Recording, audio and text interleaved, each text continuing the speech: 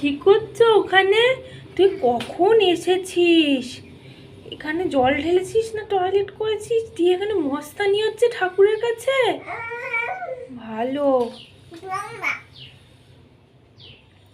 তুই কখন এসেছিস তাই বল, তোর কোনো সাড়া শব্দ নেই? মানে তুই কিছু তো মস্তানি করছিস, সেই জন্যই তো সাড়া শব্দ নেই।